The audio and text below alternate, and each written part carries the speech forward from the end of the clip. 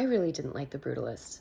I had a lot of problems with this movie, but actually my biggest problem is with the way that it's being marketed and reviewed as this portrait of an immigrant experience. First of all, in 2025, I don't think we need to reach back to the 1940s for an important story of an immigrant experience.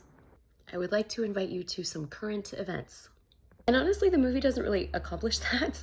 Here are two movies that I think do it way better, and bonus, you could watch them back to back in less than the runtime of The Brutalist. The first is the 2020 Netflix movie His House, directed by Remy Weeks. The protagonists are a couple who have fled South Sudan for the United Kingdom. It's a horror movie, and it's a really effective one. I would say one of the best of the 2020s. And it focuses a lot on the practicalities of what it's like to build a life from essentially nothing, while also processing specific personal trauma. The juxtaposition of trauma recovery that's both individual and shared with the logistical challenges that these people face, I think adds to the drama and the horror and makes it a much more effective movie. The second is Problemista, one of my favorites. It's a comedy, and similar but opposite to His House, sort of exaggerates through metaphor these experiences in order to communicate what it was like to immigrate to the United States and navigate the systems here. This sequence in particular, where the protagonist is climbing through a literal maze of immigration policy in an effort to be able to stay and work,